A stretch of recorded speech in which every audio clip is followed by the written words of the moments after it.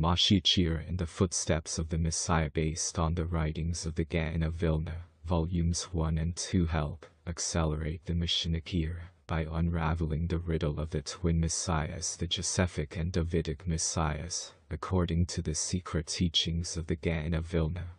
The twin messiahs only over the last few decades the formerly obscure and enigmatic Jewish tradition of the Josephic Messiah Moshiach ben Joseph has become known to the public.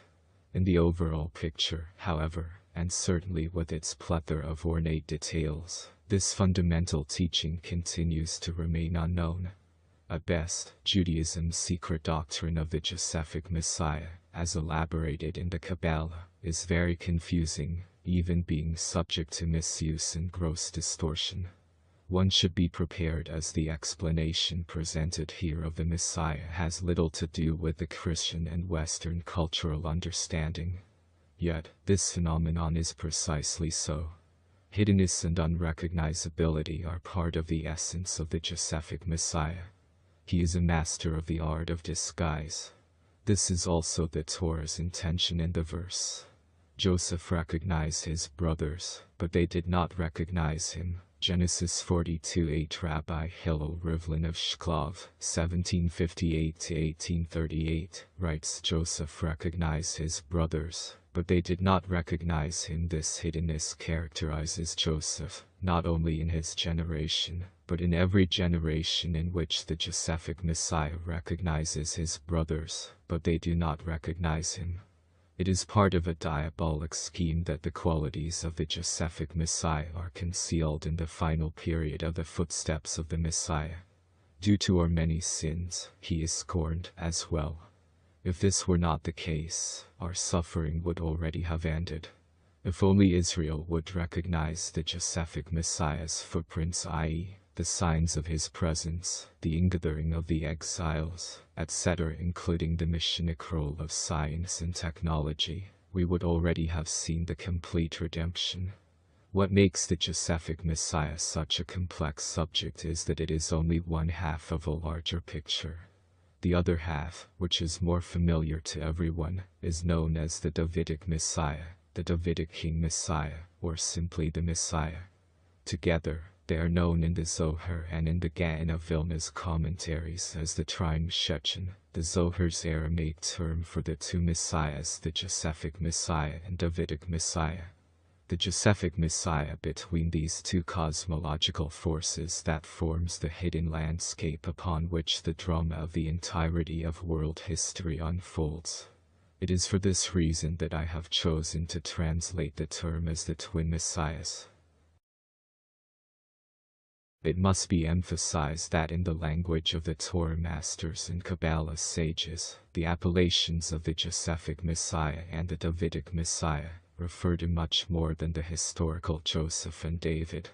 These two Messianic forces were in existence, potentially and manifestly, not only before the historical Joseph, viceroy of Egypt, and David, king of Israel, but even before creation.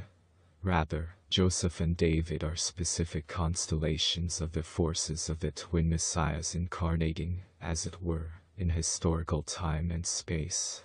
The historical Joseph and David then reciprocally become prototypes for the twin messiahs, from whence we derive many of the subtle yet crucial details of the phenomenon of the twin messiahs. At the onset, a Torah-based definition of the concept of Messiah is called for. It will be a simplified definition, which will require qualification and much elaboration afterward. But it is essential in allowing us to approach the twin messiahs with some sense of perspective. Why two messiahs? Why any messiah at all? What is the purpose of a messiah? The messiah is an individual who is responsible for, and who, either overtly or covertly, spearheads a collective process of tikkun. Tikkun is perhaps the single most important concept in all of Judaism. The word tikkun means rectification or mending. In the Kabbalah, tikkun also refers to a process of elevation and transformation. whereas the second definition implies taking something that is already complete into a more refined state. The first definition implies that something has broken or has become torn, and the immediate goal is only to return it to its original state of completion. These are the two processes or modes of tikkun. When something has been broken, it obviously is not complete, and it cannot function to its full capacity. It is, in a sense, in a state of fallenness or captivity until it receives its proper tikkun. Its tikkun is then its redemption from its captive state. The one who performs that act of restoration is said to be its redeemer, goal, which is another quality and name for Messiah. As we shall see, the Torah teaches that a certain type of breakage, or primordial fall, took place which affected and continues to affect the entirety of creation. Therefore, the Messiah is simply the one who is responsible for the restoration, the tikkun, and the redemption of creation. Yet, even the second definition of tikkun, as elevation and transformation, also implies a subtle form of captivity, which requires a process of redemption. Something can be complete, but still have the capacity to evolve to a higher level. As long as it has not yet attained that higher level, then it too, relatively speaking, can be said to be in a state of captivity that requires redemption.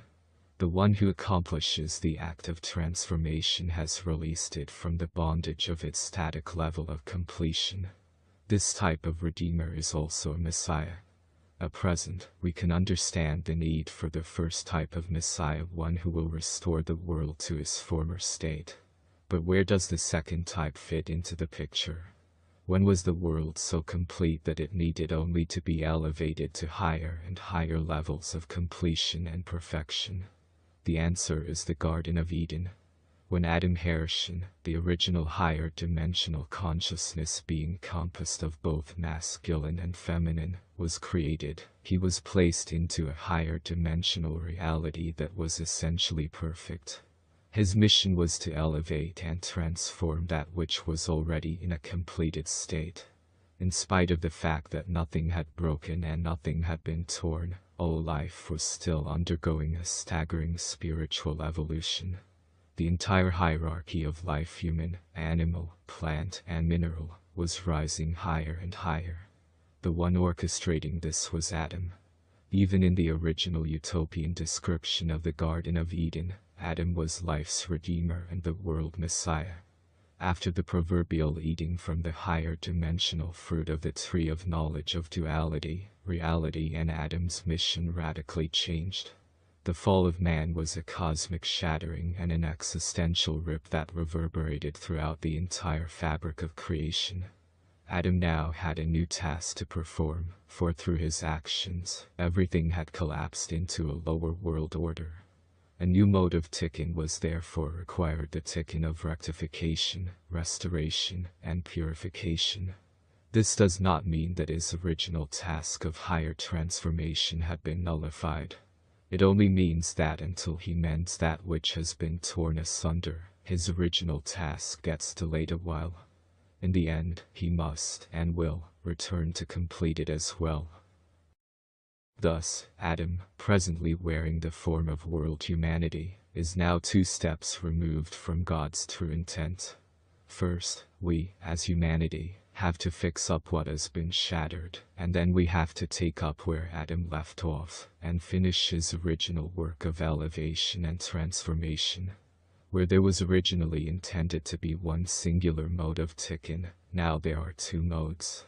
Where there was originally intended to be one Redeemer for all of creation, now there are 2, one for each mode of tikkun. These 2 modes of tikkun are referred to in Torah literature as the Trine Shechen, the twin messiahs. Adam had, in effect, split his own self into 2 personae.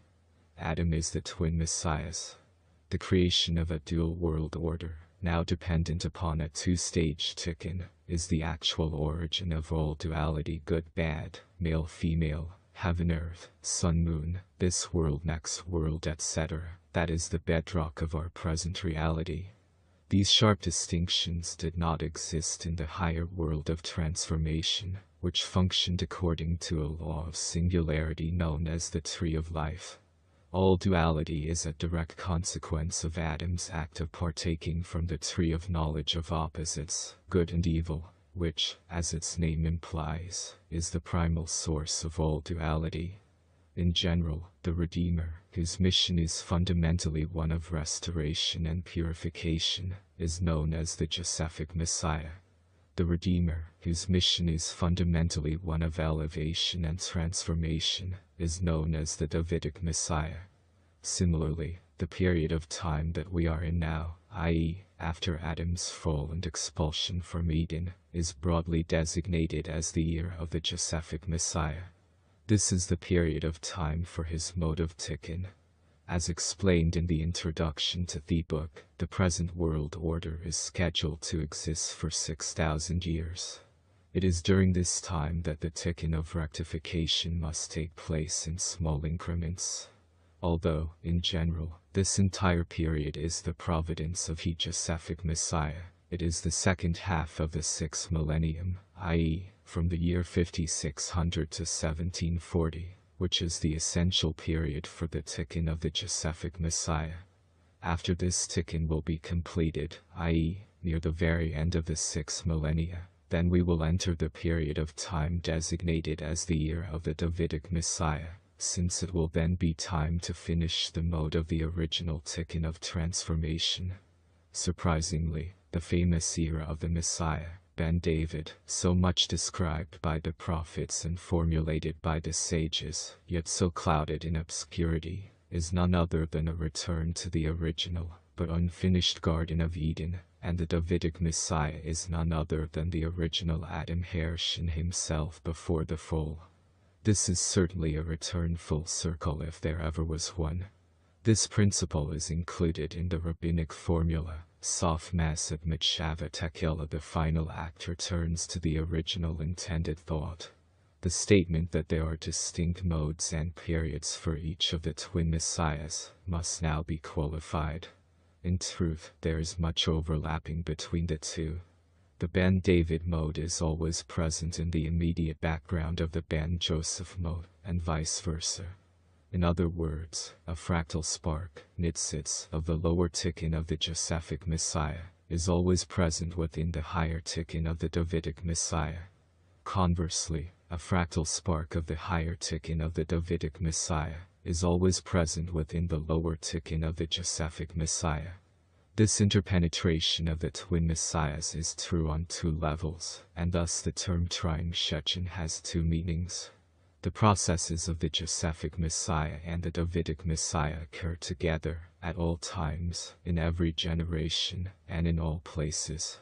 The Messianic era of the Josephic Messiah and the Messianic era of the Davidic Messiah, however, refer to large-scale time frames where there is a sharper line of demarcation between the two modes of tikkun.